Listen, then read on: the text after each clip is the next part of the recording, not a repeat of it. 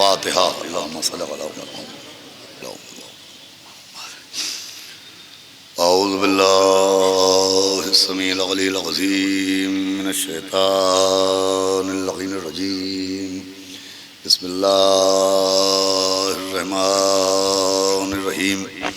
الحمدللہ رب العالمین، الصلاۃ والسلام علی سیدنا و نبینا و شفیعنا و طبیب قلوبنا مولانا مقتدانا بالقاسم محمد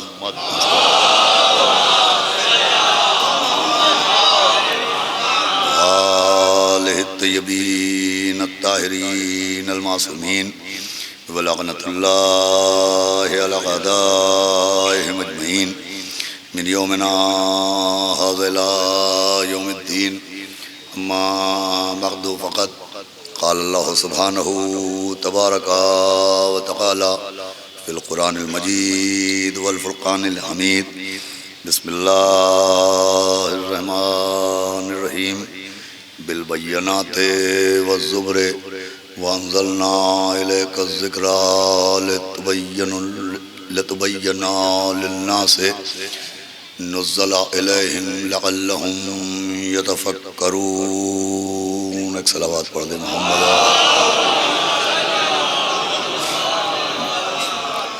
حضرات عزاداران سرکار سید الشہداء اور عرصاداران حضرات اسیران کربلا بطفیل چہاردہ معصومین علیہ السلام اور خصوصاً بتصدق معصوم عالم حضرت بطول بنت رسول جناب فاطمہ الزہرا سلام اللہ علیہا،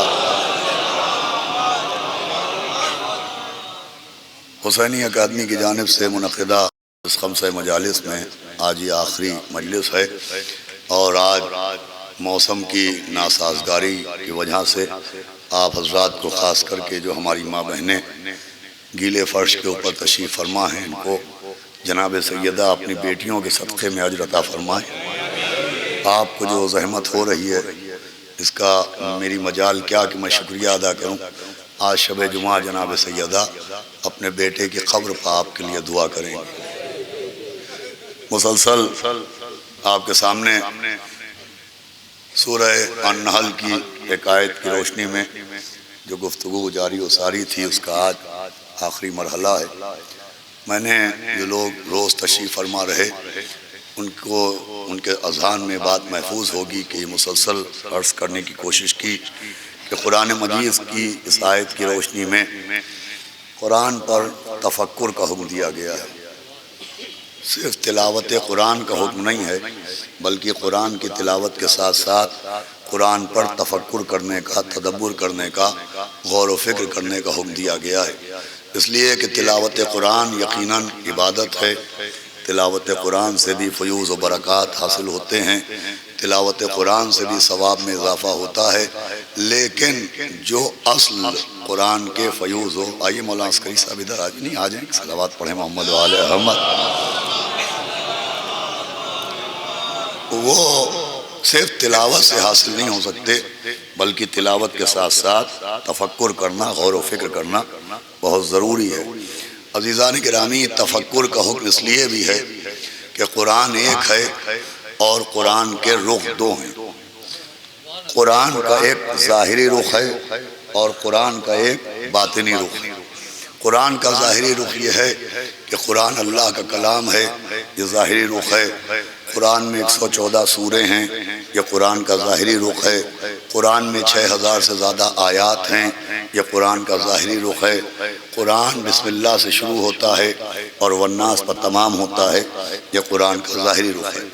قرآن کے ذریعے ہمیں کردار سازی کرنا چاہیے، قرآن کے ذریعے ہمیں اپنے نفس کا تزکیہ کرنا چاہیے، قرآن کے ذریعے ہمیں پرہیزگار بننا چاہیے، یہ قرآن کا ظاہری رخ ہے۔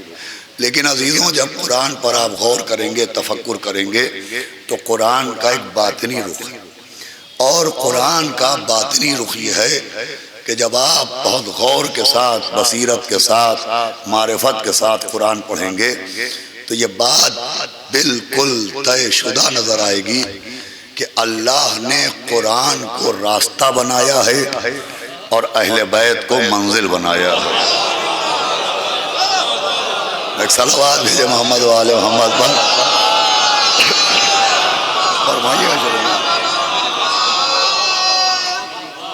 تشریف لائیں۔ قرآن کو اللہ نے راستہ بنایا ہے، اہل بیت کو منزل بنایا ہے۔ اللہ چاہتا ہے کہ اس قرآن پر غور کرو، فکر کرو، اور قرآن پر غور و فکر کے ذریعے سمجھو کہ مقصد قرآن معرفت اہل بیت ہے، کہ جو وارثان قرآن ہیں، جو حاملان قرآن ہیں، جو اصل عالمان قرآن ہیں، ان کی معرفت حاصل کی جائے۔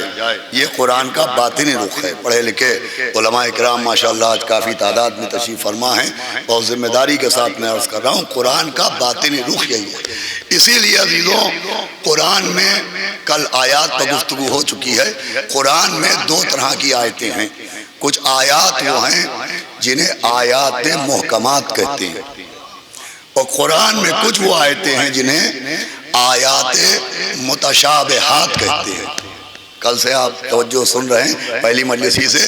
کچھ آیتیں وہ ہیں جو آیات محکمات ہیں، اور کچھ آیتیں وہ ہیں جو آیات متشابہات کہلاتی ہیں۔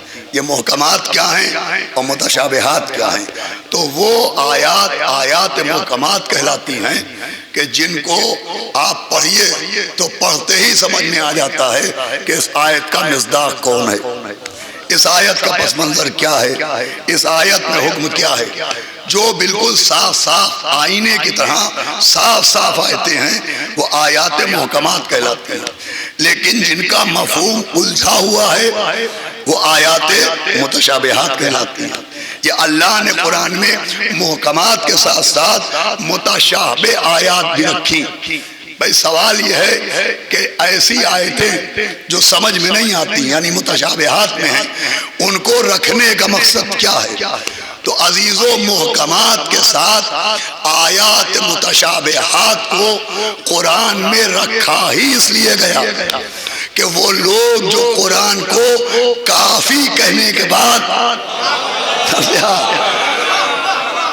اعلان کر چکے ہیں، جو قرآن کو کافی کہہ چکے ہیں، وہ بھی آل محمد سے اپنا دامن بچا نہ پائیں۔ صلوات بھیجے محمد و آل احمد۔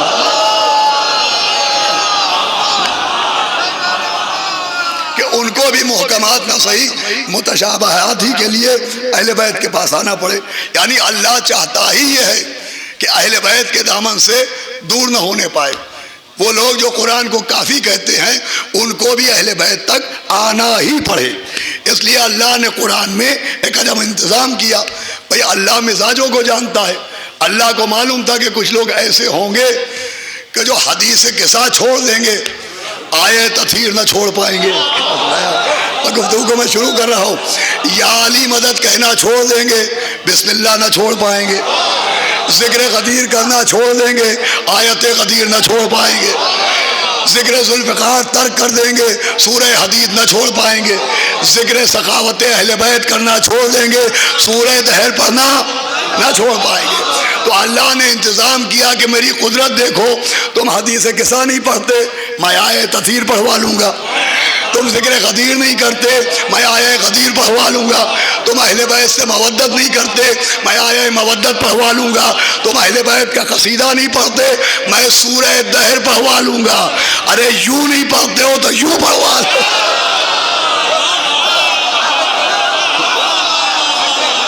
ایک صلوات کا سہارا دے محمد والے ہم۔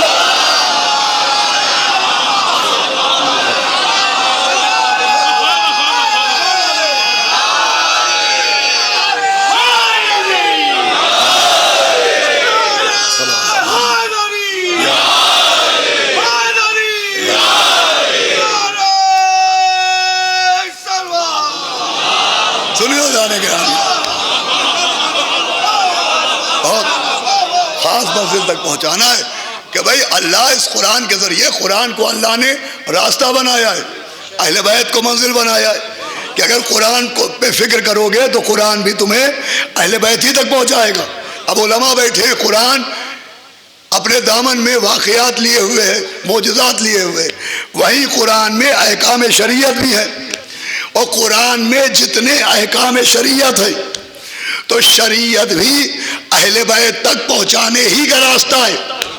بھائی آپ متوجہ ہو گئے, جتنے احکام شریعت ہیں وہ بھی اسی لیے ہیں کہ اہل بیت تک پہنچو. کل کا جملہ آپ کو یاد ہوگا, نماز کو مومن کی معراج بنایا تاکہ معراج ہی کے ذریعے تو علی کو سمجھا جا سکتا ہے. صلوات پڑھے محمد و آل احمد.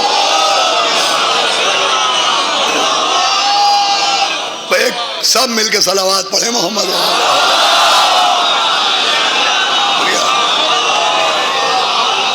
بہت توجہ سنیے گا بھائی, احکام شریعت جو قرآن میں ہے تو شریعت بھی اہل بیت تک پہنچانے کے لیے آپ دلیل مانگیے.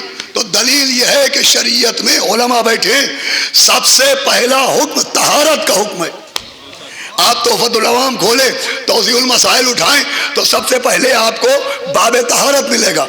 نماز کا چیپٹر بعد میں, روزے کی باتیں بعد میں, حج و زکوٰۃ کا تذکرہ بعد میں ہوتا ہے, لیکن سب سے پہلے ہے باب طہارت. سب سے زیادہ شریعت نے پاک رہنے کا حکم دیا ہے کہ پاک کھاؤ, پاک پہنو, پاک رہو. ہمارے یہاں شریعت پہ سب سے زیادہ طہارت پر زور دیا گیا ہے, پاکیزگی پر زور دیا گیا ہے. اتنا زور ہے کہ ہم دنیا میں آئے تو پہلا حکم دیا گیا کہ پاک کرو. ہمارے یہاں ہم پیدا ہوئے تو پہلا حکم دیا گیا کہ پاک کرو, اور ہم مر گئے تو پہلا حکم دیا گیا.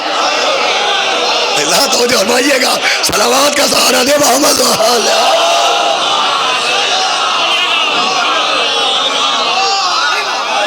پوری توجہ رکھیے گا بھائی. پیدا ہوئے تو غسل کا حکم, مر گئے تو غسل کا حکم, دنیا میں آئے تو پہلا حکم کہ پاک کرو, دنیا سے گئے تو پہلا حکم کہ غسل و پاک کرو. بھائی اب پاکیزگی کی یہاں کیا ضرورت ہے؟ ہم دنیا میں آئے ہیں, ابھی نماز واجب نہیں, روزہ واجب نہیں, کیوں پاک کیا جائے؟ ہم مر گئے, اب ہماری نماز دوسرے پڑھیں گے. اور جو ہمارے یہاں اب ہمیں پاکیزگی کی کیا ضرورت؟ تو جواب یہ آئے گا کہ بھائی پاکیزگی کا پیدا ہوتا ہی طہارت کا حکم اس لیے ہے کہ اب پاکیزگی کے بعد, طہارت کے بعد, غسل کے بعد دائیں کان میں اذان سنائی جائے گی. توجہ فرمائیے گا, بائیں کان میں اقامت سنائی جائے گی. بھائی پیدا ہوئے تو پاک کیا گیا کیونکہ اذان سننا ہے. اچھا تو مر گئے, اب کیوں پاک کیا گیا؟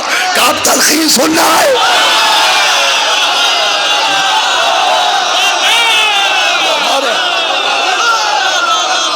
فرمائیے گا بھائی, دنیا میں آئے پاک کیے گئے, اذان سننا ہے. دنیا سے گئے پاک کیے گئے, تلقین سننا ہے. اذان میں بھی نام علی ہے, تلقین میں بھی نام علی ہے. پیغام دیا جا رہا ہے کہ صرف ذکر علی کرنے والے کے لیے پاک رہنا ضروری نہیں ہے, سننے والوں کے لیے.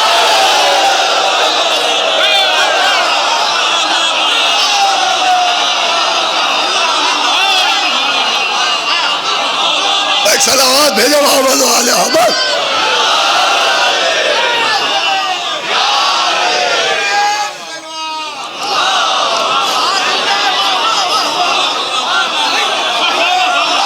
علماء بیٹھے دیکھیں, طہارت لباس ضروری ہے, طہارت بدن ضروری ہے, طہارت نفس ضروری ہے. بھائی طہارت اتنی ضروری ہے کہ آج دلیلیں دی جاتی ہیں عزاداری کے لیے, ولایت کے لیے, اہل بیت کے لیے, دین کے لیے. لوگ کہتے ہیں صاحب سمجھ میں نہیں آتا. تو یہ دلیلوں کی کمی نہیں ہے. ارے امام حسین سے زیادہ سمجھانے والا کون گزرے گا؟ بھائی کربلا میں امام حسین نے سمجھایا, سننے والے لاکھوں تھے, سدھرنے والے کتنے تھے؟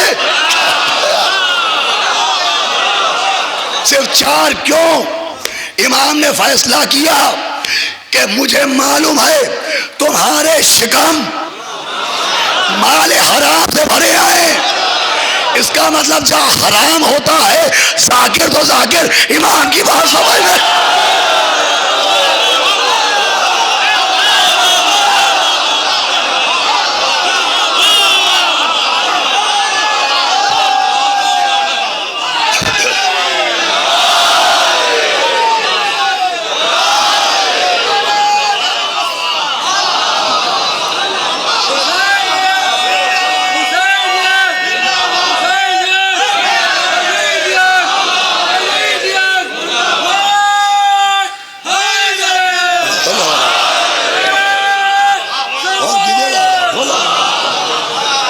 بھائی طہارت ضروری ہے.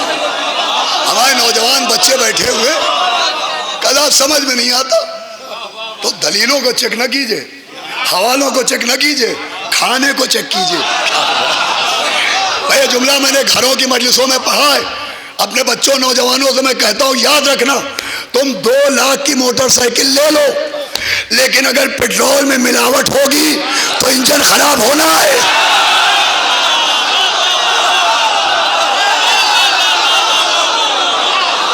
اگر پیٹرول میں ملاوٹ ہے تو انجن خراب ہونا ہے, تو اگر غذا میں نجاست ہے تو عقیدہ خراب ہو.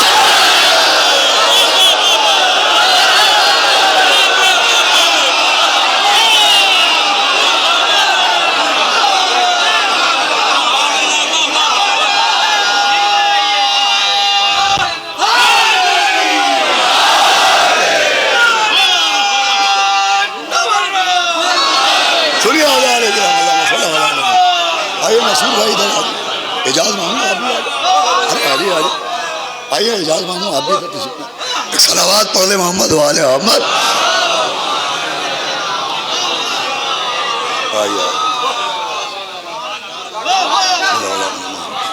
ایک صلوات اور بھیجے, دیکھیں یہ مسئلہ طہارت دلیا کا. علماء کرام بیٹھے, ہمارے مولانا عسکری صاحب, مولانا شرر نقوی صاحب, مولانا تنویر صاحب, مولانا یوسف مشہدی صاحب, پڑھے لکھے ماشاءاللہ. یہ سن میں کم ہیں لیکن علم میں بہت آگے ہیں. ہمارے یہاں علم کے لیے بڈھا ہونے کی شرط ہے بھی نہیں. علم میں بہت آگے ماشاءاللہ. صاحبان زبان ہیں ہمارے مولانا ثقلین صاحب بیٹھے. تو میں کیا عرض کر رہا تھا کہ پیٹرول میں ملاوٹ ہوگی تو انجن خراب ہونا ہے, غذا میں نجاست ہوگی تو عقیدہ خراب ہونا ہے. یہ ایکسٹرنل مسئلہ نہیں ہے, انٹرنل مسئلہ ہے. نہیں, ابھی جملہ میں نے دیا ہی نہیں آپ کو. یہ ایکسٹرنل مسئلہ نہیں ہے, انٹرنل مسئلہ ہے. یہ ہارڈ ویئر کا مسئلہ نہیں ہے, سافٹ ویئر کا.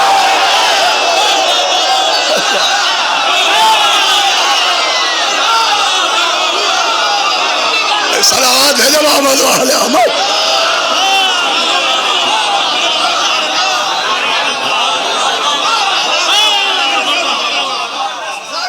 گرامی سب سے زیادہ شریعت نے طہارت پر زور دیا ہے, سب سے زیادہ طہارت پر زور دیا گیا. اتنا زور طہارت پر ہے کہ ایک سورہ نازل ہو گیا, سورہ برات. کیوں نازل ہوا کہ جو مشرکین ہیں ان سے کہو کہ اب یہ ہمارے گھر میں نہ آئے, خانہ کعبہ میں نہ آئے. مشرکین بھی آتے تھے خانہ کعبہ میں, وہ بھی طواف کرنے آتے تھے, مگر سورہ برات کے ذریعے حکم دیا ان سے کہو کہ اب نہ آئیں. پالنے والے آنے تھے, مقدس گھر ہے, شاید آتے آتے سدھر جائیں. کہا ہم مقدس جگہوں کا قانون بتا رہے ہیں, یہاں آتے آتے نہ سدھرنا, سدھر کے آنا. بھائی اچھے خاصے وہ بھی آتے تھے. سورہ برات نے نازل ہو کے ان کا آنا بند کر دیا. بھائی پہلے کعبے میں سب آتے تھے, جب سے سورہ برات آیا سب کا آنا بند ہو گیا. لوگ ہم سے یہی تو کہتے, پہلے مجلس میں سب آتے تھے, جب سے مناظرہ پڑھا جانے لگا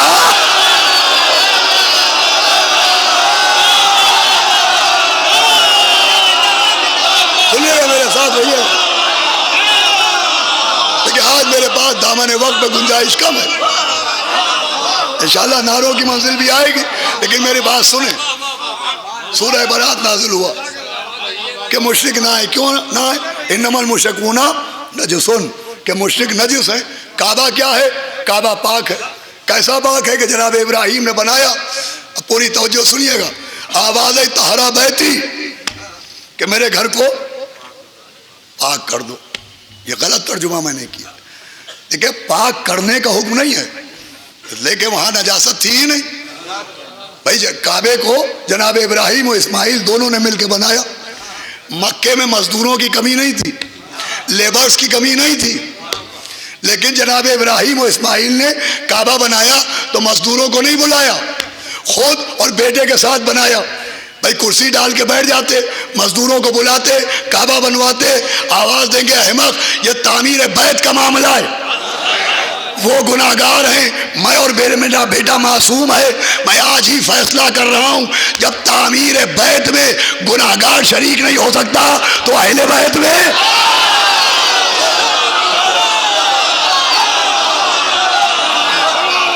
دیکھیں میں مجلس اپنے نوجوان بھائیوں کو سمجھانے کے لیے پڑھتا ہوں، طہارا بیتی کہ میرے گھر کو پاک رکھو، پاک کرنا اور ہے، پاک رکھنا اور ہے، یہاں نجاست کو ہٹانے کا حکم نہیں ہے۔ بھائی دو لفظ میں پیش کر رہا ہوں، ایک لفظ رفع اور ایک لفظ دفع۔ بھائی اکثر آپ نے سنا ہوگا معاملہ رفع دفع کر دو، تو جو ہمارے یہاں ایک لفظ رفع ایک لفظ دفع، رفع کرنا دفع کرنا۔ یہ رفع و دفع کیا ہے؟ چائے میں مکھی گر گئی، اسے انگلی سے اٹھا کے چٹکی سے اٹھا کے باہر پھینکا، اسے کہتے ہیں رفع کرنا۔ اور مکھی بھنبھنا رہی ہے، گرنے سے پہلے ہاتھ سے ہٹا دیا، اسے کہتے ہیں دفع کرنا۔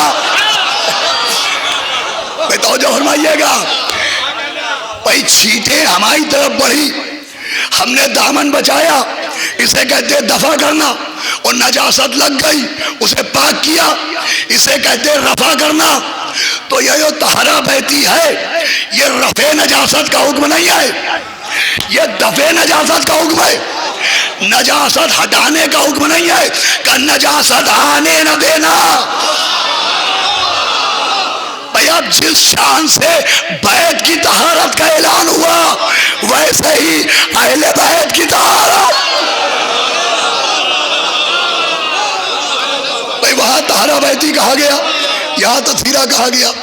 سنیے گا غور سے جس جملے کے لیے زحمت دی ہے، انکم الرسا، رزق کو آنے نہ دینا، یہاں بھی دفع کا حکم ہے کہ دور رکھنا، قریب آنے نہ دینا۔ اب فرق یہ ہے، بھئی آخری آدمی تک توجہ چاہتا ہوں، کعبے کی طہارت کا ذمہ ابراہیم کو دیا، اہل بیت کی طہارت کا ذمہ خود لیا، بیت کا ذمہ دار نبی کو بنایا، اہل بیت کا ذمہ دار۔ بھائی متوجہ ہے کہ نہیں؟ اللہ خود بنا، انما یرید اللہ، کہ اللہ کا ارادہ ہے بھائی بیت کی ذمہ داری ابراہیم کو دی، اہل بیت کی ذمہ داری خود لی۔ اب بیت کی ذمہ داری نبی کو دی، مگر ابراہیم کے جانے کے بعد بتوں کی نجاست کعبے میں آ گئی، بت کعبے میں آ گئے، تو بیت کی ذمہ داری نبی کو دی تھی، تو اس میں تو بیت آ گئے، بت آ گئے، مگر اہل بیت کی ذمہ داری خود لی۔ ارے اہل بیت میں بت تو بت ہے، ام سلمہ جیسی بیوی بھی رہا پائے۔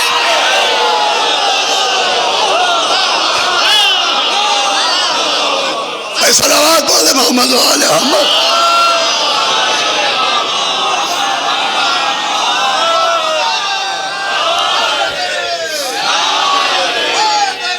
یا اللہم صلی اللہ، بدا مل کے صلوات پڑھ دے محمد و آل محمد۔ سنیے اذان گرامی، تو اذان گرامی سب سے زیادہ حکم ہے طہارت کا، پاک رہو، پاک کھاؤ۔ بیت کے لیے قانون کہ کوئی نجس بیت تک نہیں آ سکتا، تو کوئی نجس اہل بیت تک نہیں آ سکتا۔ میرے نوجوانوں یاد رکھنا، یہ جو پاک رہنے کا حکم دیا گیا ہے، اب یہ جملہ چاہے جیسے سنیے گا، یہ اسی لیے دیا گیا ہے کہ جو پاک رہے گا وہی اہل بیت کے پاس رہے گا۔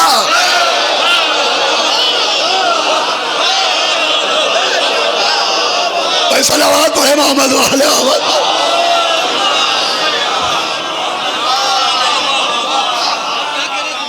سنیے یہ تبلیغ بھی ہو گئی نا، اب آگے بڑھیے۔ جو پاک رہے گا وہی اہل بیت کے ساتھ رہے گا، پاک رہنے کا حکم دیا گیا۔ تو شریعت کا جو بھی حکم ہے، پہلا حکم طہارت کا حکم ہے کہ پاک کرو، پیدا ہوئے پاک کرو، یہ بھی اسی لیے ہے کہ اہل بیت کی محبت دل میں باقی رہے۔ لیکن نجاست کا اور اہل بیت کی محبت کا کوئی رشتہ ہی نہیں ہے. اچھا پیدا ہوئے تو پاک کرو, اب دنیا سے گئے تو کہا پاک کرو, غسل لو. اب کیا ہوگا؟ کہ اب نماز جنازہ پڑھو. اب پوری توجہ سنیے گا. نماز جنازہ علماء بیٹھے ہیں بھائی, ہماری نماز جنازہ میں اور دوسروں کی نماز جنازہ میں ایک فرق ہے کہ ہماری نماز جنازہ میں 5 تکبیریں ہیں اور دوسروں کی نماز جنازہ میں 4 تکبیریں. کہیں 3 اور 5 کا فرق ہے, کہیں 5 اور 4 کا فرق ہے. بھائی ذرا بیدار رہیے گا. ہماری نماز جنازہ میں 5 تکبیریں اور دوسروں کی نماز جنازہ میں 4 تکبیریں. اب 8ویں امام حضرت ابو الحسن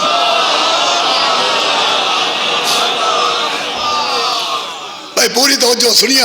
8ویں امام سے کسی نے پوچھا کہ حضرت آخری آدمی تک آج کی گفتگو کا ایک تحفہ دینا چاہ رہا ہوں. پوچھا کہ حضرت یہ جو نمازوں میں 5 تکبیریں ہوتی ہیں تو کیا یہ 5 نمازوں کی طرف سے ہیں, نمازیں پنجگانہ کی طرف سے ہیں؟ تو امام نے فرمایا وہ ظاہری بات ہے. کہ باطن سنو, کہ فرمائیے کہ اللہ نے ہمارے چاہنے والوں پر 5 چیزیں واجب کی ہیں, ایک نماز, ایک زکوٰۃ, ایک روزہ, ایک حج, اور 5ویں ہماری ولایت. جو سنیے گا, فرمایا 5 چیزیں واجب ہیں, نماز, روزہ, حج, زکوٰۃ اور ایک ولایت. فرمایا یہ جو جنازے میں 5 تکبیریں ہیں تو ایک تکبیر نماز کی طرف سے, ایک زکوٰۃ کی طرف سے, میرے ساتھ رہیے گا, ایک روزے کی طرف سے, ایک حج کی طرف سے, کا 5ویں تکبیر ہماری ولایت کی وہ طرف سے ہے. امام نے فرمایا یہی وجہ ہے جو منکر خطیر ہیں ان کے ہاتھ 4 ہیں, 5 نہیں.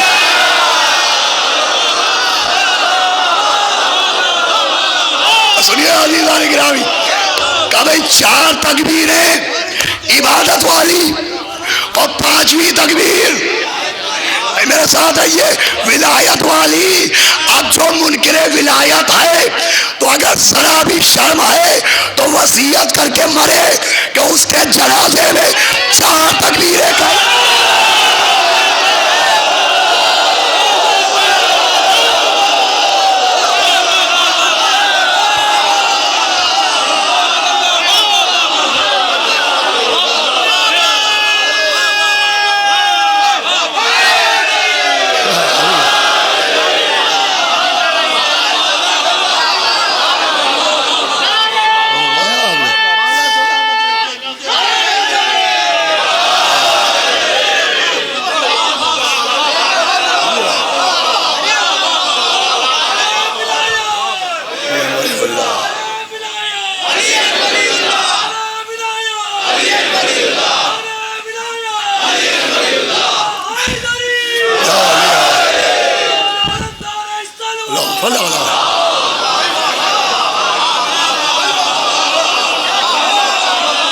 کتاب کا نام ہے علل الشرائع, شیخ صدوق علیہ رحمہ جیسے جید عالم انہوں نے لکھا.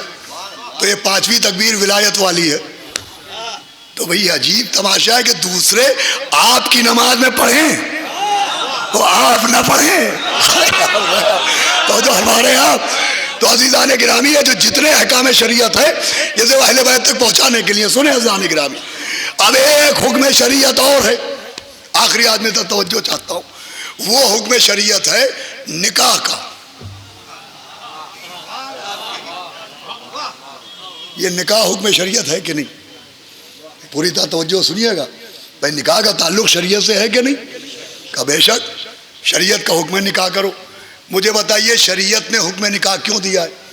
نکاح کرو تاکہ جہیز مل جائے, نکاح کرو تاکہ بائک مل جائے, نکاح کرو تاکہ دولت مل جائے. بھائی علماء بیٹھے, بتائیے خطبہ نکاح میں کیا پڑھا جاتا ہے؟ تناکحوا وتناسلوا, نکاح کرو اور نسل بڑھاؤ. آخری آدمی سے توجہ چاہتا ہوں, یہ نکاح کا حکم اس لیے ہے کہ نسل بڑھائی جائے. تو بھائی اگر نسل بڑھانا ہی مقصد نکاح ہے، بڑی احتیاط سے پڑھ رہا ہوں، تو کیا بغیر نکاح کے نسلیں نہیں بڑھتی؟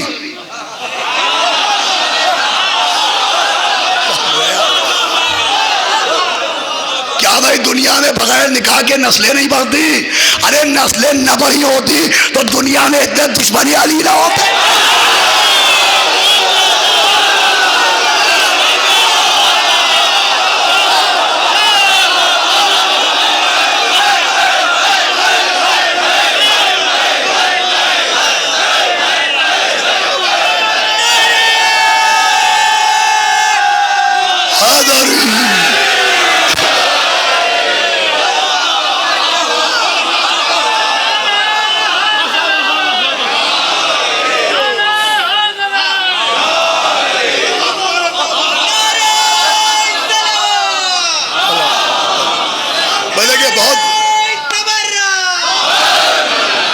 سنیے حاضران گرامی، کیا بغیر نکاح کے نسلیں نہیں بڑھتی؟ بھائی جو جملہ عرض کرنا چاہ رہا ہوں، کیا بغیر نکاح کی اولادیں پیدا نہیں ہوتی؟ خوب ہوتی ہیں، قبیلے کے قبیلے ہوتے ہیں اور ان کی تعداد زیادہ ہی ہوتی ہے۔ جب اللہ نے ابلیس کو نکالا تو ابلیس نے کہا پالنے والے اتنے سجدے کیے، کچھ انعام نہیں ملے گا؟ فوراً جزا مانگی۔ دشمن معصوم چھچورا ہوتا ہے، کچھ انعام نہیں ملے گا؟ کیا انعام چاہتا ہے؟ کہ ایک انعام یہ دے کہ اولاد آدم کو میں دیکھوں، وہ مجھے نہ دیکھ پائے۔ یہ بھی انعام دے دیا۔ جا کہ مجھے طولانی عمر عطا فرما، کہ جا تجھے وقت معلوم تک حیات عطا کی۔ تو اس نے کہا مجھے ایک طاقت یہ بھی دے کہ اگر آدم کے ہاں 2 بیٹے ہوں تو میرے یہاں 4، وہاں 4 ہوں تو میرے یہاں 8، وہاں 8 ہوں تو میرے یہاں 16۔ اللہ نے یہ اپلیکیشن بھی ریجیکٹ نہیں کی، اسے بھی ایکسیپٹ کر لیا۔ کہ جا تیرے یہاں اولادیں زیادہ ہوں گی، وہاں کم ہوں گی۔ وہیں سے فیصلہ ہوا بنی امیہ زیادہ کیوں، بنی ہاشم کم۔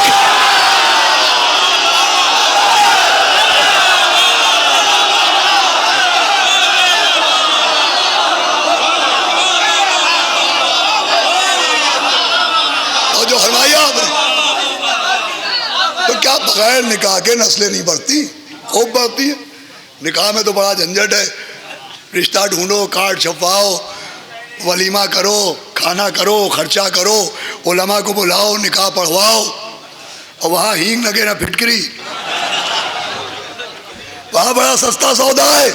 مجھے بتائیے یہ نسل کے اضافے کے لیے شرط نکاح کیوں ہے؟ کہ نسل بڑھانا، بھئی آخری آدمی تک توجہ علماء بیٹھے، مگر نکاح کے ذریعے یہ شرط کیوں لگائی گئی؟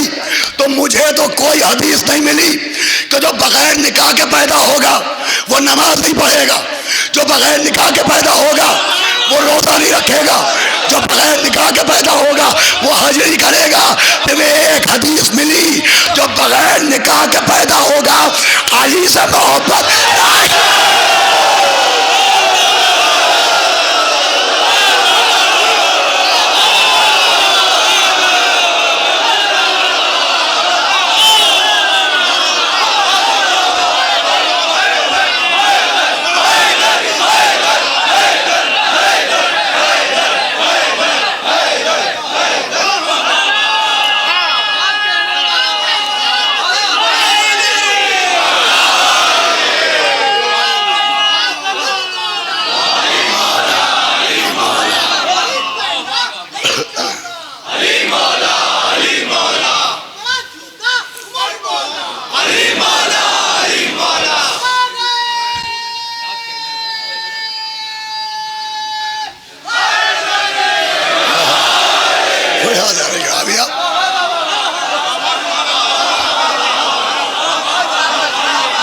حلالی کبھی علی سے محبت نہیں کر سکتا، اسی لیے محسن نقوی نے کہا تھا کہ یا علی یا علی،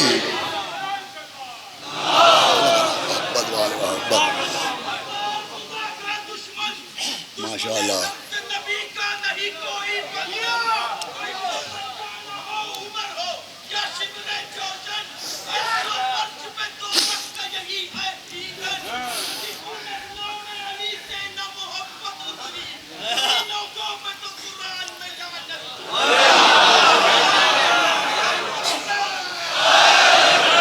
دو مصرے میں بھی سناؤں گا، فیروز بھائی سنیے گا۔ محسن نقوی نے کہا کہ کیا کیوں دشمنی ہے تجھ کو علی و حسین سے، ارے فرصت ملے تو پوچھ کبھی والدہ۔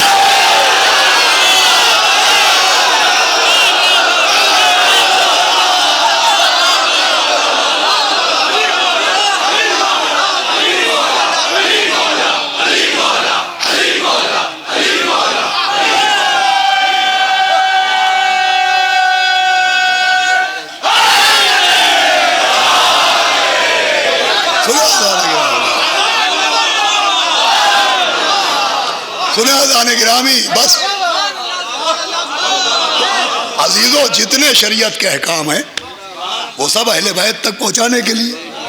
یہ ہمارے نوجوان بچے مومن مولائی عزادار یہ بھی سمجھیں، دیکھیں شریعت اہل بیت سے دور کرنے کے لیے نہیں ہے، یہ احکام شریعت آل محمد سے دور کرنے کے لیے نہیں ہے۔ ارے احکام شریعت کچھ اور تھوڑی ہیں، اہل بیت کے اٹھنے بیٹھنے کا نام شریعت ہے۔ اور جو فرمائیے گا اہل بیت کے افعال کو شریعت کہتے ہیں۔ بھائی یہ جملہ آپ کے حوالے کر رہا ہوں، اگر کوئی پوچھے شریعت کیا ہے، قرآن کیا ہے، تو میرے نوجوانوں کہہ دینا اہل بیت کے گھر کے کلچر کو شریعت کہتے ہیں، وہ اہل بیت کی کنیز کی زبان کو قرآن کہتے ہیں۔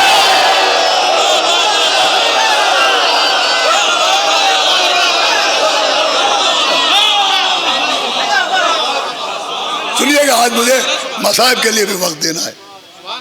کل میں 2 مجلسوں کا میٹر ایک ہی میں پڑھ چکا ہوں، لیکن آج یہ اس بات کے لیے شریعت کی جو پابندی ہے وہ اسی لیے ہے کہ شریعت بھی اہل بیت تک پہنچانے کا راستہ ہے۔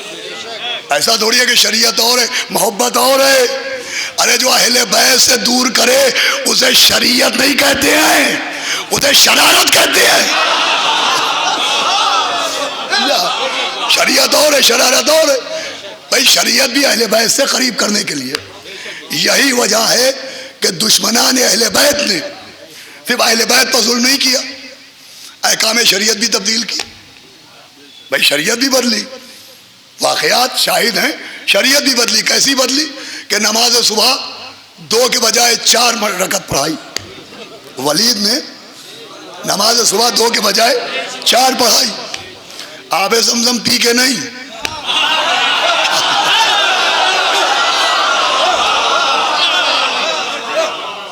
شراب پی کے پڑھائی، اور کہا اور پڑھاؤں۔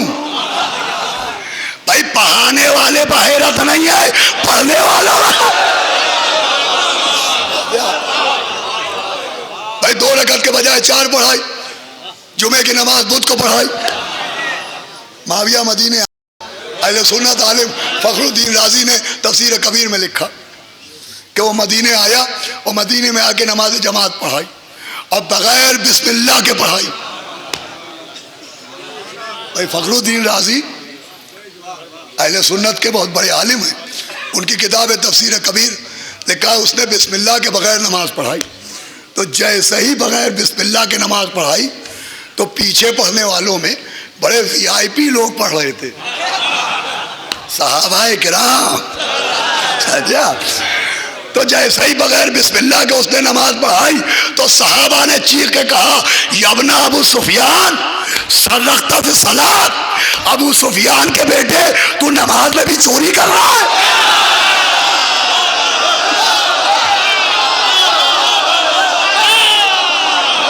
اب پڑھنا میرا کام ہے، سمجھنا آپ کا کام ہے کہ ابو سفیان کے بیٹے تو نماز میں بھی چوری کر رہا ہے بغیر بسم اللہ کے پڑھائی۔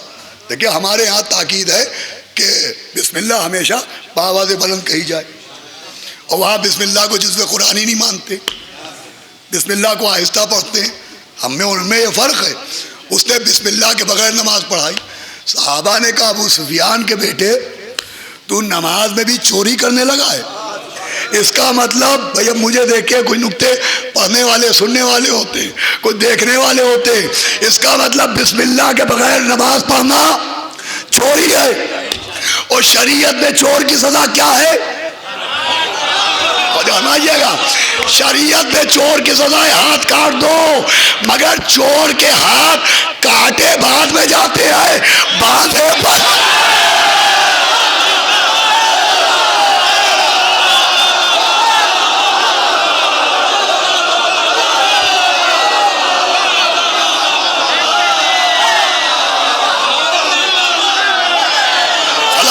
محمد والے محمد۔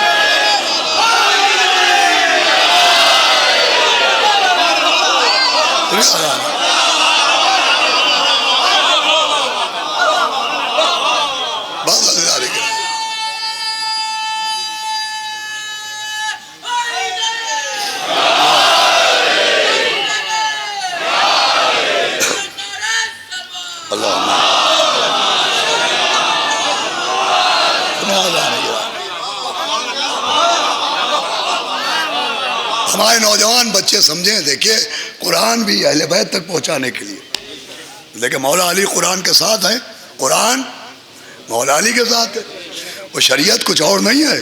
اہل بیت کے اعمال کا نام شریعت ہے، اہل بیت کے افعال کا نام شریعت ہے، اہل بیت کے اقوال کا نام شریعت ہے۔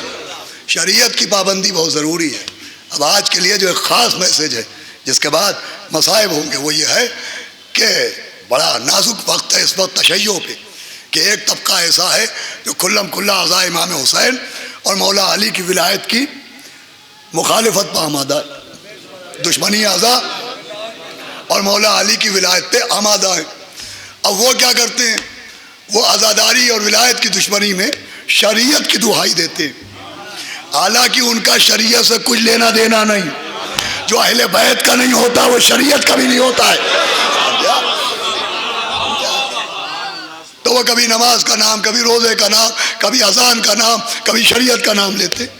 اب ایک بچوں کا طبقہ جب ان لوگوں سے جو عزاداری کے دشمن ہیں، جو ولایت کے دشمن ہیں، ان سے نماز روزے کے بارے میں سنتے اور ان سے شریعت کے بارے میں سنتے تو سوچتے یہ ان کی چیز ہے۔ کیا سن رہے ہیں آپ؟ وہ نماز کا نام لے رہے ہیں، روزے کا نام لے رہے ہیں، شریعت کا نام لے رہے ہیں، تو بچے یہ سوچنے لگتے ہیں صاحب ماتم ہمارا ہے، نماز ان کی ہے، مجلس ہماری ہے، روزہ ان کا ہے۔ ارے بھیا نماز بھی ہماری ہے، مجلس بھی ہماری ہے، عبادت بھی ہماری ہے، اہل بیت کی محبت بھی ہماری ہے۔ یہ دونوں چیزیں ہمارے لیے ہیں۔ بھائی جس قرآن میں اہل بیت کی مودت کا حکم ہے، اسی قرآن میں اہل بیت کی اطاعت کا حکم ہے۔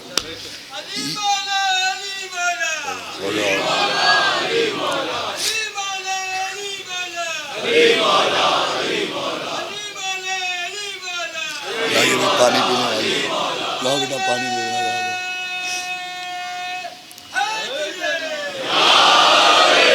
میں بہت ہی خلوص کے ساتھ، صمیم قلب کے ساتھ، سنیں عزیزو، ایک گزارش ہے یہ،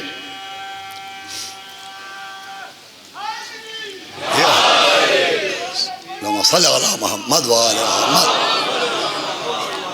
اپنے بچوں نوجوانوں سے گزارش کروں گا کہ اس چالاک دشمن کو سمجھ لیجیے آپ۔ یہ جو نماز اور روزے کی بات کرتا ہے، اس کا اس سے کوئی رشتہ نہیں ہے، لہذا آپ کو ان کے حوالوں کی مخالفت کی ضرورت نہیں ہے کہ وہ جو نام لے کے اہل بیت کے عزا اور ولایت کے مخالفت کر رہے ہیں۔ آپ ان کی اس چال کو سمجھیے۔ دیکھیے میں بہت صمیم قلب کے ساتھ گزارش کر رہا ہوں، یہ جو چالاک دشمن ہے، ابھی میں طہارت کی بات کر رہا تھا، تو یہ خود اہل بیت کے لیے طہارت کا پابند نہیں ہے۔ یہ بہت پرانا مشن چل چکا ہے کہ علم کو چومنے کے لیے طہارت کی شرط نہیں ہے، نذر چکھنے کے لیے طہارت کی شرط نہیں ہے، امام باڑے میں جانے کے لیے طہارت کی شرط نہیں ہے۔ یہ خود مخالف طہارت ہیں عزاداری کے معاملے میں۔ چنانچہ آپ ان کے چال سے ہوشیار رہیے، ایسا نہ ہو کہ آپ جذبات میں آ کے ان کی مدد کریں۔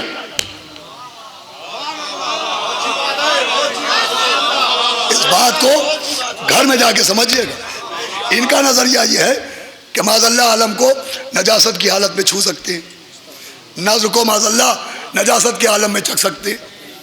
یہ ان کا نظریہ ہے، یہ جو دشمن اعضا دشمن ولایت ہے.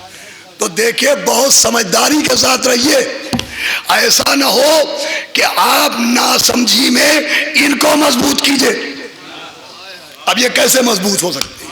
یہ ایسے مضبوط ہو سکتے ہیں کہ آپ مولا کی محبت میں اپنے جسم پر مولا کا نام کندہ کرا لیجئے، ٹیٹو بنوا لیجئے، اہل بیت کے نام کھدوا لیجئے ان کی مخالفت میں. آپ یہ سوچیں کہ یہ اہل بیت کا نام گھٹا رہے ہیں، ہم اپنے بدن پر ٹیٹو بنوائیں گے، ہم اپنے جسم پر مولا علی کا نام لکھیں گے، جناب عباس کا نام لکھیں گے.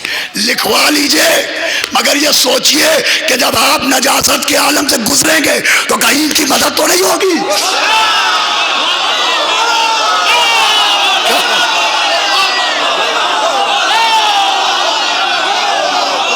صلوات بھیجے محمد و آل محمد.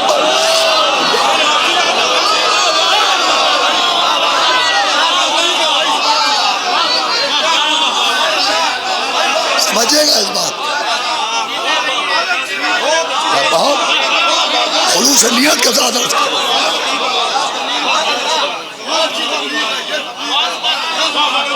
مجھے معاف کرنا بچوں نوجوانوں، میں نے بہت سوچ کے یہ پڑھا ہے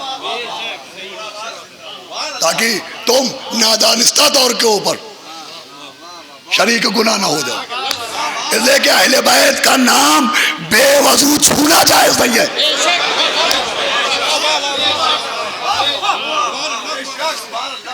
وہ صرف مرتبہ اہل بیت کے جسموں کو ملا جن کی پہچان ہی ہے کہ ان کے شانے پر قرآن کی آیت لکھی ہوتی ہے. ایک بات بہت ہوشیاری سے چلیے، ایسا تو نہیں ہے کہ وہ آپ کو جذبات میں لا کے آپ سے اپنا کام لے رہا ہے. ہوشیار رہیے گا، ہوشیار رہیے گا. وہ اگر اعضائے امام کی دشمنی کے نام پر وہابیت کی طرف لیے جا رہا ہے تو آپ جوش میں آ کے صوفیت کی طرف مت جائیے گا.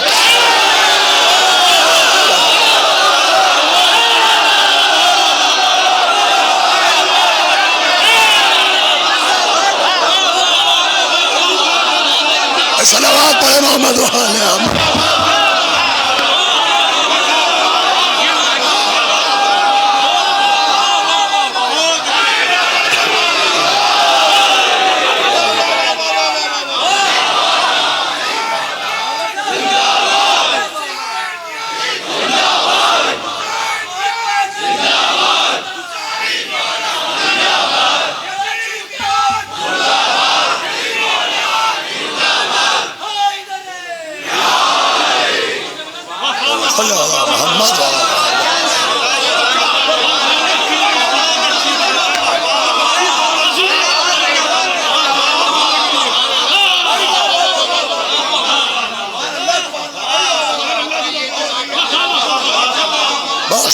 گرامی گفتگو تمام ہو گئی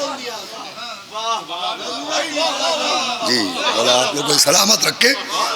سب اپنے بچے، اپنی قوم ہے، اتحاد و اتفاق رکھیے. ہمارے بزرگ علماء، بزرگ فقہاء، ہمارے بزرگان جو ہمیں طریقہ اور جو تہذیب اعضا دے کے گئے اس پہ باقی رہیے. میں نے ایک دن اور بھی عرض کیا تھا، افراط و تفریط میں نہ جائیے. شیعت بیلنس کا نام ہے، شیعت بیلنس کا نام ہے. اور شیعت کا اور شریعت کا چولی دامن کا ساتھ ہے. شیعت اور شریعت کا چولی دامن کا ساتھ ہے. ایسا تھوڑی ہے کہ شیعت کچھ اور ہے اور شریعت کچھ اور ہے. جھوٹا ہے وہ جو شریعت کے نام پہ عزاداری کی مخالفت کرتا ہے. عزاداری وہ فانوس ہے جس میں شریعت کی شمع جل رہی ہے.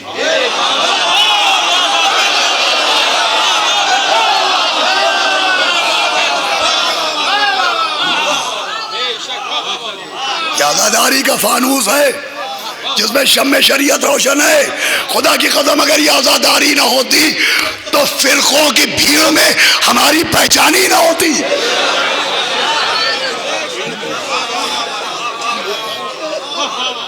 کہ عزاداری ہوئی ولایت یہی ہماری پہچان ہے. لہذا بیلنس رہیے گا. بہت چالاک قسم کا دشمن ہے, اس کے پھندے میں مت آئیے گا, اس کی باتوں میں نہ آئیے گا, کوئی نیا راستہ اختیار نہ کیجیے گا. جو راستہ ہمارے پاس ہے الحمدللہ اس میں کوئی کمی نہیں ہے. میں نے عرض کیا کہ الحمدللہ ہندوستان سے بہتر عزاداری کہیں نہیں ہوتی. جیسے یہاں بزرگوں نے عزاداری قائم کی ہے, اس عزاداری کی قدر کیجیے. میں پڑھ چکا ہوں, اورنگ آباد ایک شہر ہے مہاراشٹر میں, وہاں ایک نام ہے جانی امانی صاحب کا نام. ان کے نام کی مسجد بھی ہے, ان کے نام کا امام باڑہ بھی ہے. آپ پوچھے یہ جانی امانی کون تھے؟ علماء و خطبہ بیٹھے ہیں. علی بھائی آپ کو بھی اگر جانا ہوا ہو تو اس کا احساس ہوگا کہ وہاں پر ایک نام ہے جانی امانی. ایک بزرگ تھے اورنگزیب کے زمانے میں. اورنگزیب کا زمانہ جب ہائے حسین کی صدا بھی بلند نہیں کی جا سکتی. اب کیسے عزاداری کی جائے؟ تو یہ عاشور کے دن اچھا خاصا کھاتے کماتے تھے. یہ عاشور کے دن یہ کرتے تھے کہ عصر کے وقت اپنے بیوی بچوں کو گھر سے نکال کے پیچھے گلی میں بٹھا دیتے تھے, اور عصر کے وقت گھر کا دروازہ کھول دیتے تھے. وہ کہتے تھے آؤ میرا گھر لوٹ لے جاؤ. تو کوئی برتن لے جاتا تھا, کوئی زیور لے گیا, آئیے مرتضی میاں ادھر آ جائے, تشریف لے آئے, کوئی بستر لے گیا. بولا اچھا رکھیں آپ. ایک ایک کیل نکال کے لے جائی جاتی تھی. اب 1 سال 2 سال 3 سال مسلسل ایک شخص ہے جو ایک دن. بولا اچھا رکھیں آپ لوگ, ابھی مصائب نہیں شروع کی. ایک دن ایک شخص ہر سال اپنا گھر لٹا رہا ہے.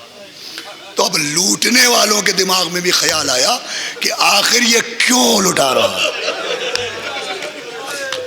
دیکھیں ہمارے یہاں جو ہمارے بزرگوں نے طریقے رائج کیے ہیں وہ کیوں کیے ہیں. ایک آدمی صوفے پر قہقہا لگا رہا ہے بیٹھا ہوا, اس سے کوئی نہیں پوچھتا تم رو کیوں رہے ہو, تم ہنس کیوں رہو. ایک آدمی چیخے مار کے روئے گا, ہر آدمی سوچے گا یہ رو کیوں رہا ہے. آپ 10,000 کے جوتے پہن کے نکلیے, کوئی نہیں پوچھے گا یہ جوتے کیوں پہنے ہو. عاشور کے دن ننگے پیر نکلیے,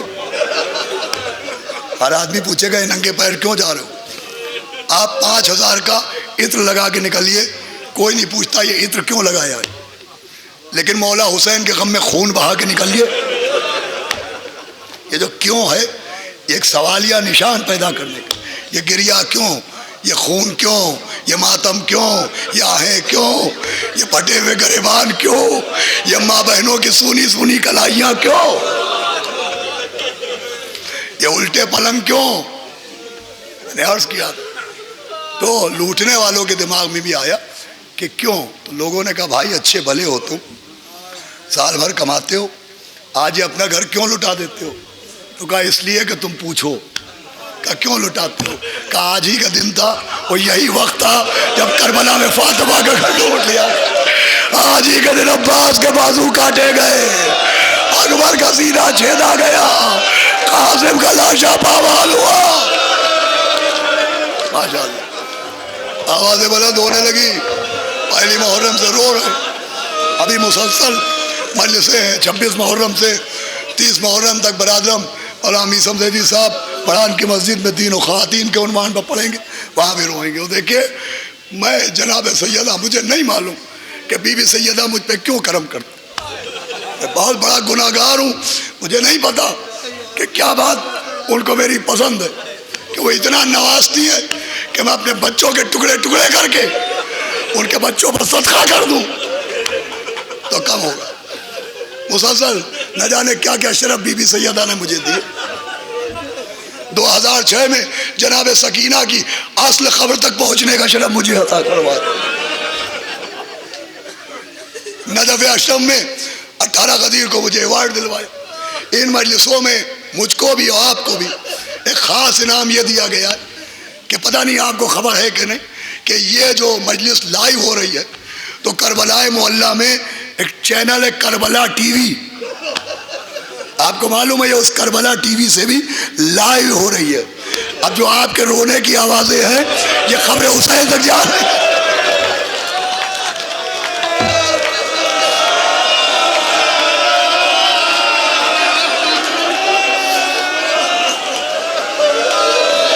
شب جمعہ بھی ہے، یہ لائیو ٹیلی کاسٹ ہو رہا ہے، اس وقت جو بھی دعا مانگیے. آج شب جمعہ ہے نا، آج مولا حسین کی ماں اپنے بیٹے کی خبر بوال ہو،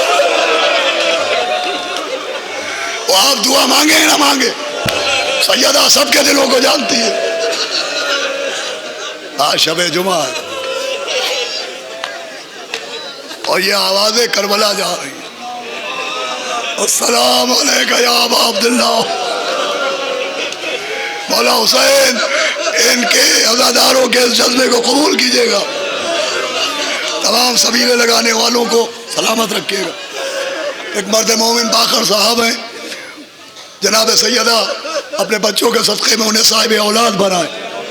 حسینی اکادمی کا اراکین ذیشان عباس صاحب، وسیم صاحب، عروج صاحب، راجہ میاں، بھیا جانی صاحب، نایاب صاحب، اور جتنے بھی لوگ، ہمارے جاوید عبدی بھائی، ان سب کو مولا اجر عظیم عطا فرمائے.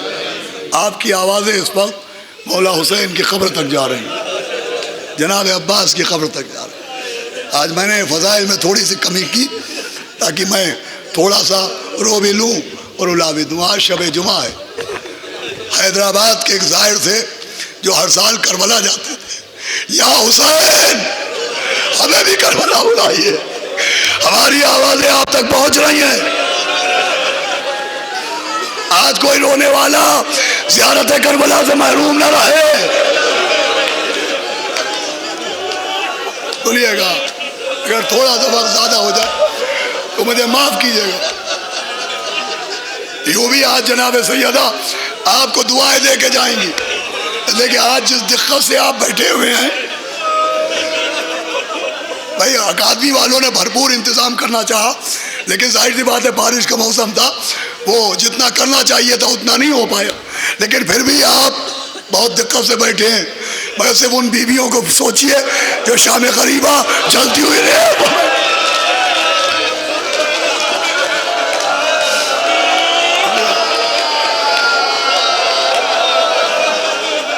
عزیزو، ایک ظاہر تھا حیدرآباد کا، وہ ہر سال کربلا جاتے تھے اور یہ سوچ کے کربلا جاتے تھے کہ میں کربلا جاؤں تو کاش مجھے کربلا میں موت آ جائے اور میں کربلا ہی میں کہیں پر دفن ہو جاؤں. ہر سال جاتے تھے اور زندہ واپس آ جاتے تھے. ایک بار انہوں نے طے کیا کہ اب جاؤں گا تو واپس نہیں آؤں گا، کربلا ہی میں آباد ہو جاؤں گا، کبھی نہ کبھی تو موت آئے گی، وہی کہیں شہیدوں کے قدموں میں قبر مل جائے گی. تو وہ کربلا معلیٰ میں رہنے لگے. کئی سال کربلا میں رہے. ایک شب جمعہ تھی آج ہی کی طرح، وہ مولا حسین کے حرم مطہر میں تھے، دعا مانگ رہے تھے، نماز پڑھ رہے تھے کہ دیکھا ایک نورانی بزرگ تشریف لائے. انہوں نے سلام کیا، انہوں نے جواب دیا، کہا تو ہندوستان سے آیا ہے؟ کہا جی حضور. کہا آج شب جمعہ ہے، میرا ایک چھوٹا سا کام کر دے. کہا کیا کام ہے؟ کہا آج یہ جو قبرستان ہے شہر میں تھوڑی دور پر روزے سے، وہاں چلا جا اور دیکھ رات میں کیا نظر آتا ہے، جو دکھائی دے وہ آ کے مجھے کل یہاں جمعے میں حرم مطہر میں بتا دے. یہ کہہ کے انہوں نے کوئی نذرانہ دیا. یہ زائر شب جمعہ اس قبرستان میں پہنچے، بیٹھے رہے. آدھی رات گزری تو دیکھا کچھ روشنیاں نظر آئیں. اب جو غور کیا تو کچھ جنازے چلے آ رہے ہیں، کچھ میتیں چلی آ رہی. دیکھا قبریں کھودی جا رہی ہیں، جنازے قبروں میں اتارے جا رہے ہیں، میتیں قبروں میں اتاری جا رہی ہیں. انہوں نے یہ منظر دیکھا. دیکھنے کے بعد نماز صبح کا وقت قریب آیا، حرم میں آئے، نماز پڑھی، ان بزرگ سے ملے. انہوں نے کہا تو نے دیکھا کیا منظر تھا قبرستان میں؟ کہا حضور میں نے دیکھا کہ ساری رات کچھ جنازے آئے اور قبریں کھودی گئیں اور میتیں دفن کی گئیں. ان بزرگ نے کہا تجھے معلوم ہے یہ جنازے تھے کن کے؟ کہا نہیں یہ تو نہیں معلوم. کہ یہ ان کے جنازے تھے جو تیری طرح تڑپتے رہتے ہیں. کاش کہا جا زہرا کے لال کے گلے میں خنجر چلا، جا سیدہ نے اپنے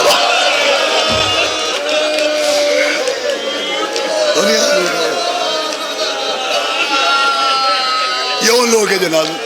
یہ کوئی یہاں کا نہیں تھا، کوئی ہندوستان کا تھا، کوئی ایران کا تھا. یہ تڑپتے رہتے تھے اپنے اپنے ملکوں میں کہ کاش ہم کربلا میں دفن ہو جائے. کربلا میں تو ان کو اللہ نے انعام یہ دیا کہ یہ مرے اپنے گھر میں، اپنے شہر میں، لیکن چونکہ ان کی حسرت تھی لہذا اللہ نے ان کی قبروں کو یہاں منتقل کر دیا. یہ کہنے کے بعد ان بزرگ نے نذرانہ دیا کہ اب جو قافلہ آئے تو اپنے وطن چلے جانا، اور یہ یقین رکھنا کہ موت وہاں آئے گی لیکن قبر یہاں بن جائے گی. اس ظاہر نے چوک کے ان بزرگ کو دیکھا کہ حضور آپ مجھ سے جانے کو کیوں کہہ رہے؟ کہا اس لیے کہہ رہا ہوں کہ تیرے وطن میں تیری بیٹی جوان ہو گئی ہے، اور تیری بیٹی مجھ سے رو رو کے کہتی ہے اے آقا آپ کو سکینہ کا واسطہ میرے بابا کو رہنے دیجیے.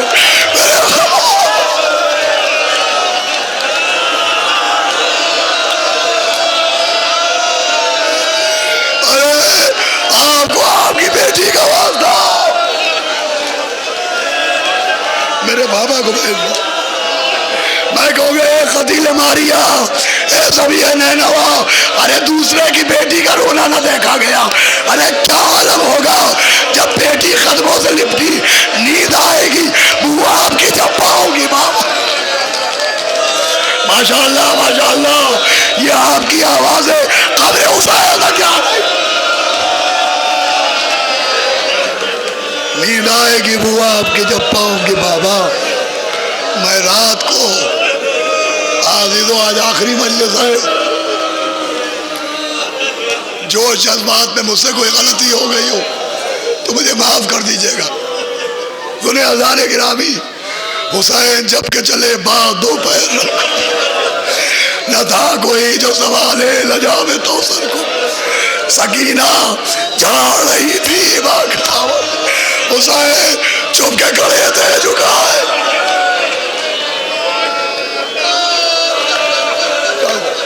چلو میرا مولا حسین، میرا غریب، میرا پیاسا.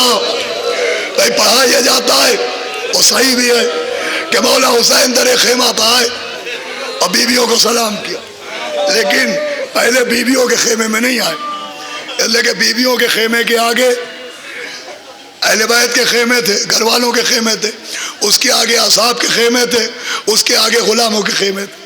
مولا حسین پہلے بیویوں کے خیمے میں نہیں پہنچے، لکھا ہے پہلے اپنے اصحاب کے خیموں میں آئے.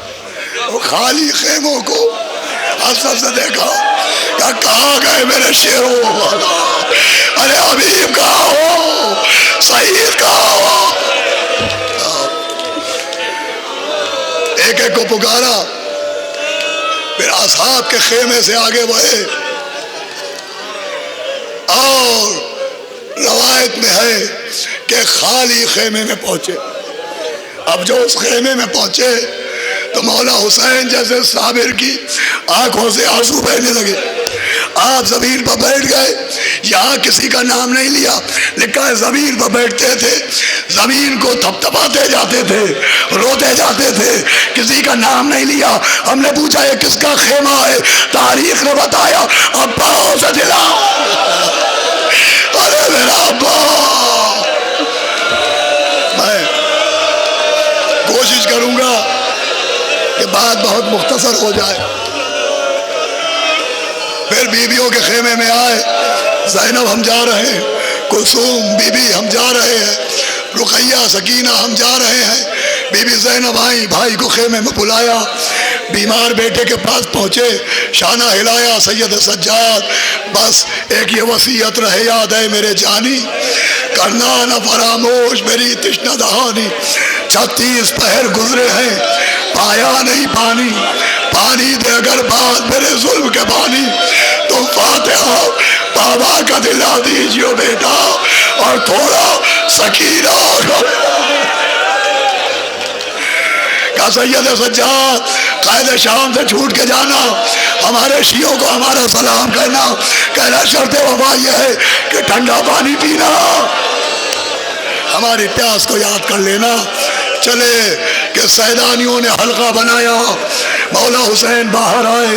حسین جب کے چلے بعد دوپہر رن کو، ناز رات کوئی شاہ کربلائی کو فقط بہن نے کیا تھا سوار بھائی.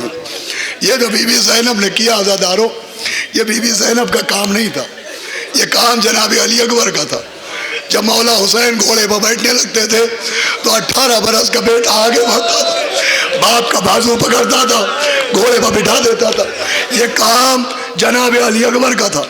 دعوت الثاقبہ میں لکھا ہے کہ ایک کام جناب عباس بھی کرتے تھے. وہ کام یہ تھا کہ بیٹا باپ کا بازو پکڑتا تھا لیکن مولا عباس بازو نہیں پکڑتے. آپ نے گھوڑے کی رکاب دیکھی ہے نا، جس پہ پاؤں ڈال کے گھوڑے پر سوار ہوتے. لکھا ہے حسین خیمے سے چلتے تھے، عباس گھوڑے کے پاس آ جاتے تھے، رکاب کو پکڑ لیتے تھے، امام کے قدموں میں ڈال دیتے تھے. جو کام بیٹے کا تھا وہ بہن نے کیا، جو کام عباس کا ہے وہ کون کرے. لکھا ہے برقع بوجھ بی بی آگے بڑھی، رکاب کو لیا، امام کے قدموں میں ڈالا. یہ بی بی کون ہے؟ کوئی اور نہیں، عباس کی بیوہ. چلو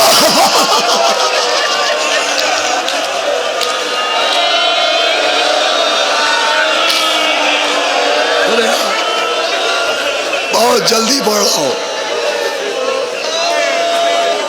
چلے تھے کہ بیٹی لپٹ گئی، نیند آئے گی وہ آپ کی جب پاؤں گی بابا، میں رات کو مقتل میں چلی آؤں گی بابا. فرمایا نکلتی نہیں سیدان یا باہر، سینے پر سلائے کہ تمہیں رات کو اس نے کہا سوئے کہ کہا پھر علی اصغر. شہ نے کہا بس ضد نہ کرو، صدقے میں تم پر رات آئے گی اور دشت میں ہم ہوئیں گے. بی بی اصغر میرے ساتھ آئی وہی ہوئیں گے.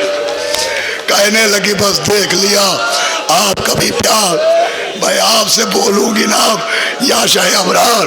اچھا نہ اگر کی جگہ جلدانے کا اقرار، مر جائے گی اس شب کو تڑپ کر یہ دل افغان. ارے کیسی ہے یہ باتیں، میرا دل روتا ہے بابا، گھر چھوڑ کے جنگل میں کوئی سو. فرمایا کہ بس صبر کرو باپ کو جانی، عباس کو کچھ دیتی ہو پیغام زبانی. اودے ہے لبے لال یہ ہے تشنہ دہانی، ملتا ہے تو بی بی کے لیے لائیں گے پانی. محبوب الہی کے نواسے ہے سکینہ، ہم بھی تو کئی روز کے پیاسے ہے سکینہ. کہ بابا پانی نہیں مانگ رہی ہوں بابا، امو سے پانی مانگا ابھی تک واپس نہیں آئے بابا. آخری مرتبہ مجھے سینے پر لٹا لو. سینے پر لٹایا، مولا حسین میدان میں آئے، بلا کا جہاد کیا، حکم خدا آیا، تلوار کو نیام میں رکھا، چلتے تھے 4 سمت سے بھالے. ارے ٹوٹے ہوئے تھے برچیوں والے حسین پر، یہ دکھ نبی کی گود کے پالے.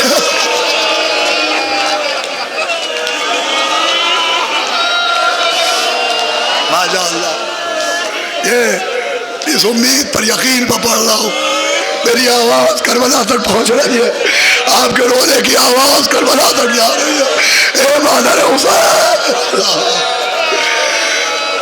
چلتے تھے 4 سمت سے بھالے حسین پر، ٹوٹے ہوئے تھے برچیوں والے حسین پر، یہ دکھ نبی کی گود کے پالے حسین پر.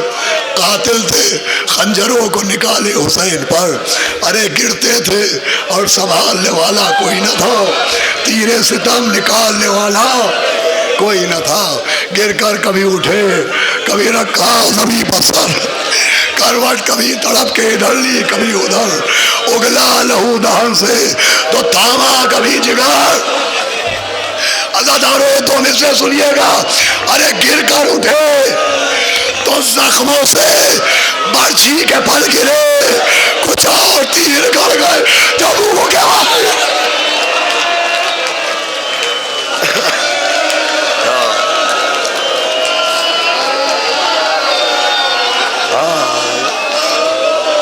روئیے عزادارو روئیے.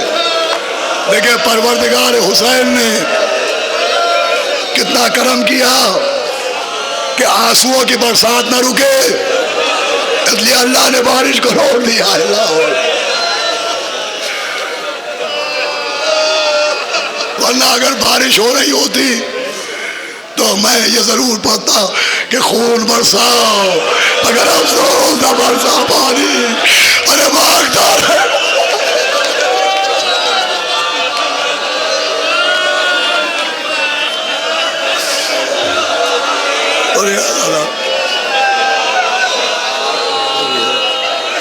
دیکھیں مجھ سے میرے دوستوں نے، ہمارے ثقلین صاحب ہیں، صدف صاحب ہیں اور دیگر احباب، یہ کہتے رہتے ہیں کہ سخت مصائب نہ پڑھو.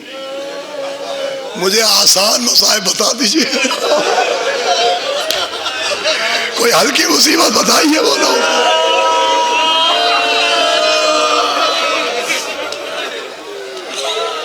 گر کر اٹھے تو زخموں سے برچھی کے پل گرے، کچھ اور تیر گڑ گئے جب منہ کے بل گرے. جنت سے آئی فاطمہ زہرا کی یہ صدا، امت نے ہم کو لوٹ لیا، واہ محمدہ. اب کون ہے جو حق رفاقت کرے ادا، یہ گہرے گہرے زخمی عالم کا مقتدا. 1900 ہے زخم تنے چاک چاک پر، زینب نکاح حسین تڑپتا ہے خاک پر. ارے پردہ الٹ کے بنت علی نکلی ننگے ساتھ، لرزا قدم خمیدہ کمر غرق کو جگر، چلاتی تھی یہ ہاتھوں سے منہ اپنا پیٹ کر، آئے کربلا بتا تیرا بیوان. اماں قدم اب اٹھتے نہیں تشنہ کام کے، پہنچا دو لاش پر میرے بازو کو تھام کر. بس عزیزوں مجلس تمام ہو رہی ہے، آج شب جمعہ ہے، یہ مجلس کربلا تک پہنچ رہی ہے. عزیزوں میں نے کل وعدہ کیا تھا کہ آپ ذاکروں سے، علماء سے، خطبہ سے مسائب سنتے، میں آپ کو امام زمانہ کی زبانی مسائب سناؤں. آج شب جمعہ ہے، زیارت ناہیہ کے کچھ فقرے سنانا ہے، لیکن میں آپ کو آمادہ کر لوں. لکھا ہے مولا حسین نے تلوار کو نیام میں رکھا کہ ایک مرتبہ ابو ایوب نے ایک سینہ نیل سے ابو ایوب نے سینے پر نیزہ مارا، سنان نے پتھر اٹھایا امام کے ماتھے میں مارا، خولی نے بھالا لیا امام کی، ابن عشاء سے نیزہ لیا امام کی.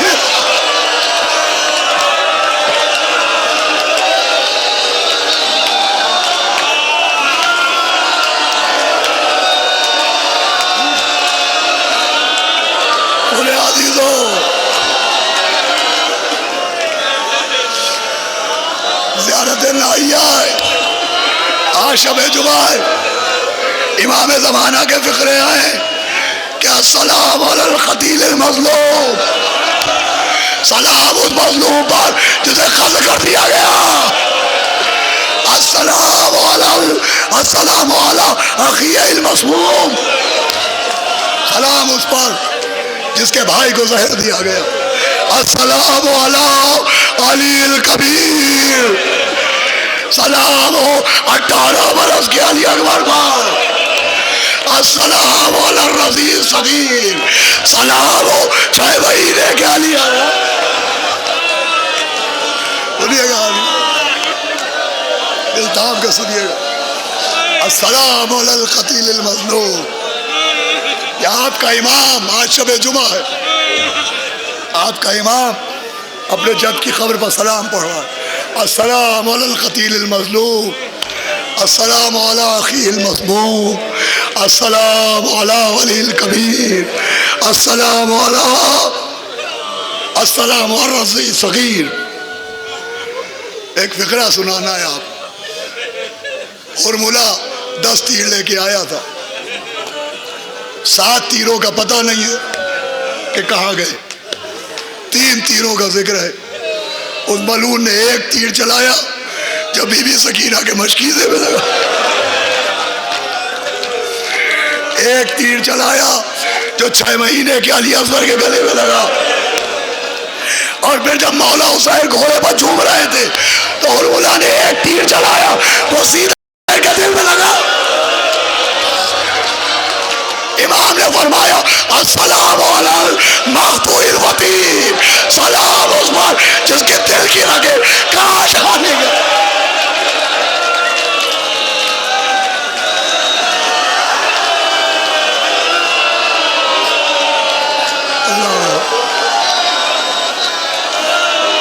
سنا دو. اب میں آپ کو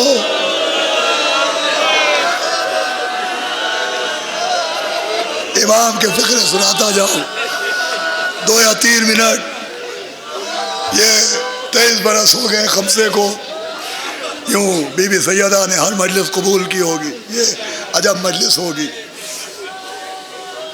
حضرت حجت کے جملے السلام علی القتیل المظلوم، السلام علی اخی المسموم، السلام علی ولی الکبیر، السلام علی الرضی الصغیر، السلام علی مقطوع الوتیر. سلام اس پر جس کے دل کی رگ کو کاٹ ڈالا گیا. لکھا ہے سب سے زیادہ تکلیف امام کو اس تیر سے ہوئی.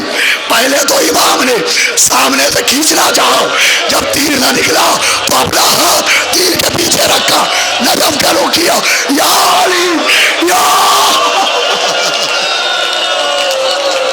اور ہاتھ کو پیچھے ڈالا، تیر کو نکالا.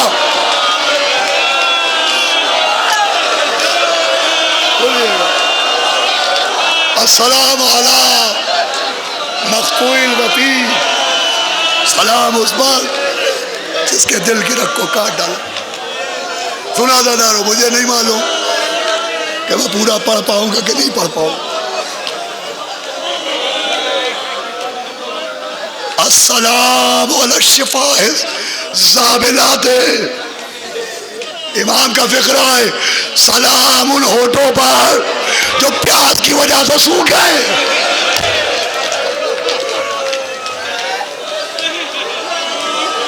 اب سننا آپ کا کام. السلام علی الاعضاء المقطعات. یہ جملہ سنیے گا، امام نے کہا سلام ہو جسم کے ان ٹکڑوں پر جنہیں جسم سے کاٹ کاٹ کے آیا گیا.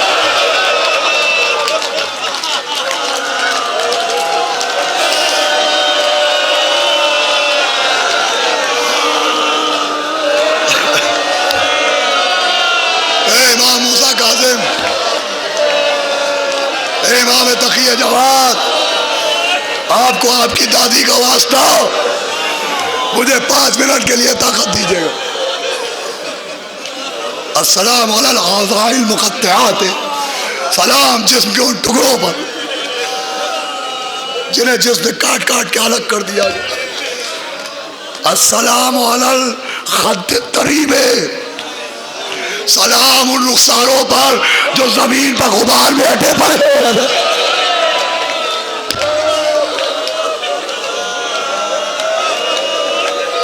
السلام علی الشیب الخضیب. سلام اس داڑھی پر جسے خون سے لکیر کر. بس بس عزیز بس چکا میں. لوگ کہتے ہیں صاحب ذاکرین اپنی طرف سے پڑھ دیتے. سنو، حسین کا آخری وارث اپنے جد مظلوم کی مظلومی بیان کر رہا کہ میرے جد مظلوم، آپ کو کربلا میں درندوں نے چاروں طرف سے گھیر لیا، نیزے مار مار کے آپ کو گھوڑے سے گرایا گیا. آپ کا گھوڑا دوڑتا ہوا در خیمہ پہ آیا، خیمے سے بیویاں بالوں کو کھولے ماتم کرتے ہوئے نکلی. اب بس اپنے دل کو سنبھالے اور یہ 3 فقرے سن لے. امام نے فرمایا وَالشِّمْرُ جَالِسٌ عَلَىٰ صَدْرِهِ، اور شمر آپ کے سینے پر پھیل گیا. بولیے گا وَالشِّمْرُ جَالِسٌ عَلَىٰ.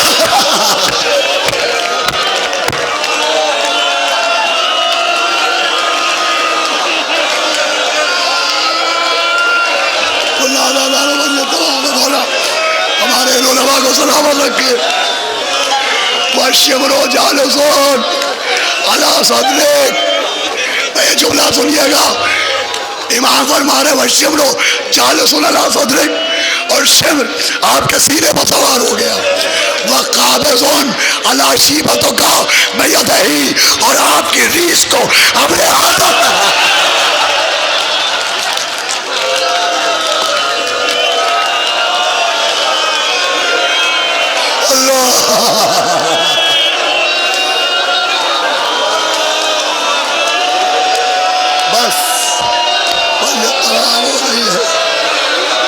والشمر جالسون علی صدرک وقابضون علی شیبتک بیدہ ومالع سیفہ علی نہرک، اور تلوار آپ کے گلے پر پھیرنے لگا.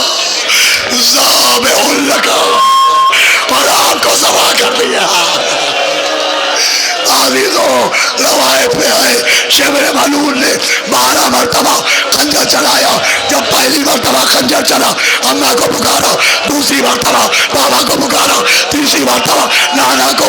اس کے بعد جب خنجر چلا امام نے کہا واہ باسا، ارے میرے ابا ابا.